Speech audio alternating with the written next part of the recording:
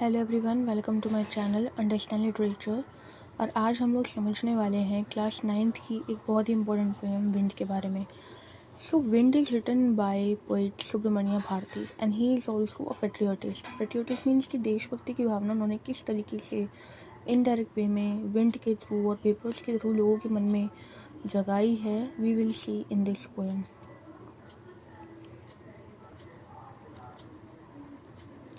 So wind comes softly. So here the poet is requesting the wind to came softly. यहाँ पे जो हमारे poet हैं वो विंड से रिक्वेस्ट कर रहे हैं। विंड मीन्स तेज हवा। वो पोइट उनसे रिक्वेस्ट कर रहे हैं, विंड से रिक्वेस्ट कर रहे हैं कि आप या तुम धीरे आओ। Do not break the shutters of the window. Here shutter of the window refers to the door of the window, खिड़की के दरवाजे। तो पोइट विंड से कह रहा है कि तुम धीरे आओ, तुम खिड़की के दरवाजे मत तोड़ो। Do not scatter the papers. Scatter means to spread, फैला देना।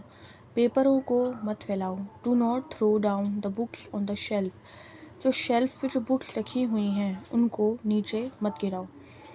There look what you did. देखो तुमने ये क्या किया। You threw them all down. तुमने उन सबको नीचे गिरा दिया। You tore the pages of the books. तुमने किताबों के जो पन्ने थे उन्हें फाड़ दिया। You brought rain again. तुम फिर से जाके बारिश ले आई। You are very clever at poking fun at weaklings. तुम बहुत ही ज़्यादा चालाक हो। तुम जो गरीब या जो कमज़ोर लोग हैं उनका तुम मजाक उड़ाती हो। सो पूरी लाइन जो थी वो अब तक बिल्कुल लग रहा था विंड और पेपर और इसके बीच में बात हो रही है। बट जो ये लाइन है, you are very clever at poking fun at weaklings, ये लाइन जो है वो अपने आप में काफ़ी ज़्यादा डीप मीनिंग रखती है। ये लाइन बताती है कि जो पोइट हैं वो विंड के ज़रिए उन पावरफुल लोगों को, उन तानाशाहों को या उन डिक्टेटर्स को जो कि बहुत ही ज़्यादा रिच हैं, जो पावरफुल हैं, उनको इशारा कर रहे हैं, उनको सिम्बलाइज़ कर रहे हैं, उनकी तरफ विंड को उनसे कंपेयर कर रहे हैं।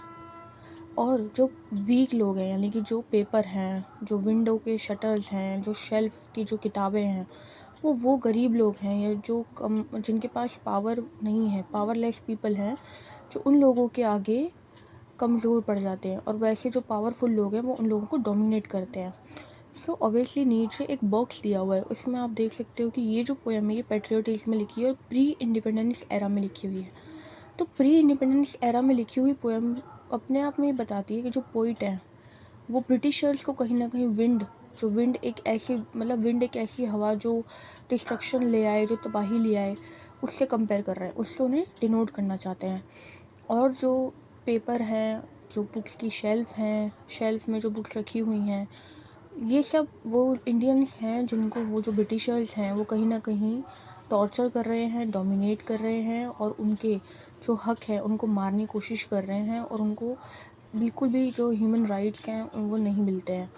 तो कहीं ना कहीं जो पोइट है वो इंडिपेंडेंस की तरीके से ये पोएम जो है बताना चाहता है। इस पोएम का बहुत डीप मीनिंग है, खाली विंड और पेपर से एसोसिएट मत कीजिएगा, इस पोएम का काफ़ी डीप मीनिंग है। सो नेक्स्ट लाइन हम पढ़ते हैं। फ्रेल क्रम्बलिंग का मतलब होता है कि नष्ट कर देना। नष्ट मीन्स कुचल देना। तुम क्या करती हो, तुम लोगों के घर तोड़ देती हो, हाउसेस तोड़ देती हो। क्रम्बलिंग डोर्स, दरवाजे तोड़ देती हो। क्रम्बलिंग राफ्टर्स, क्रम्बलिंग वुड, लकड़ियाँ तोड़ देती हो। क्रम्बलिंग बॉडीज़ मीन्स यहाँ पे जो इंसान है उनको तुम मार देती हो। मीन्स वो लोग भी उड़ के कहीं चले जाते हैं, उन किसी तरीके से फंस जाते हैं, कोई पेड़ उनके ऊपर गिर गया। क्रम्बलिंग लाइव्स, तुम जो है लोगों की जो जीवन है उन सबको नष्ट कर देती हो। तो यहाँ पे जो तानाशाह है, जो ब्रिटिशर्स की जो तानाशाही है उसकी तरफ को इशारा कर रहा है पोइट कि कैसे ब्रिटिशर्स लोगों के घर तोड़ रहे हैं, लोगों की लाइफ बर्बाद कर रहे हैं just for the sake of their ego. लोग ब्रिटिशर्स जो हैं जिनका खुद का इंडिया लैंड भी नहीं है, वो इंडियंस के ऊपर आकर के किस तरीके से डोमिनेट कर रहे हैं, उनको किस तरीके से परेशान कर रहे हैं। देन अभी तक जो आप पूरी अगर पोएम देखोगे तो पूरी पोएम में ना टू पार्ट्स में पोएम डिवाइड है। इस पोएम में क्या है, पहले पोइट क्या है, प्रॉब्लम को एड्रेस करता है। देन उस प्रॉब्लम को हम कैसे सॉर्ट आउट करें, हम कैसे सॉल्व करें, वो चीज़ जो है वो पोइट बता रहा है। तो नेक्स्ट है हमारा क्रम्बलिंग हार्ट्स, तुम लोगों के दिल भी तोड़ती हो। द विंड गॉड विनोस, जो विंड दे यानी जो पवन देव हैं, विनोस वो छांटते हैं, एंड क्रशेस देम ऑल, और उन सबको जो वीक होते हैं उन सबको वो कुचल देते हैं। He would not do what you tell them, वो नहीं करते जो तुम उन्हें कहते हो। वो तो बल्कि जो पावरफुल जो जिनके पास पावर नहीं है उन लोगों को छांटते हैं और उन्हें कुचल देते हैं। तो अभी तक जो पोइट है वो ये बता रहा है कि हमारी जो सोसाइटी है उसमें प्रॉब्लम्स क्या क्या चल रही हैं। लेटर ऑन जो पोइट है वो ये भी बताएगा कि किस तरीके से हम इन प्रॉब्लम्स को सॉल्व कर सकते हैं। So come let's build strong homes, तो यहाँ पे पोइट लोगों से अपील कर रहा है कि आओ चलो हम एकजुट हो जाते हैं और हम मिलकर के एक स्ट्रॉन्ग होम बनाते हैं, एक स्ट्रॉन्ग ऐसा घर, मजबूत घर बनाते हैं जो हमें जो ऐसे विंड है, जो ये पावरफुल लोग हैं, इन लोगों से हमें बचने में मदद करेगा। यानी कि जो पोइट है यहाँ पे इनडायरेक्टली कह रहे हैं कि अगर हम अलग होंगे, इंडिविजुअल होंगे, तो हमें ये लोग कहीं ना कहीं दबा देंगे, लेकिन अगर हम यूनाइट हो जाएंगे, एक साथ हो जाएंगे, तो ये लोग हमको नहीं दबा सकते, ये लोग हमारी आवाज़ को नहीं दबा सकते। Let's join the doors firmly, आओ हम मजबूत जो डोर हैं उनको मजबूती से जोड़ें, एक दूसरे को मजबूती से पकड़ के रखें। Practice to form the body को बनाएं। Make the heart steadfast, अपने जो हार्ट हैं उसको, अपने दिलों को बहुत ही ज़्यादा मजबूत बनाएं।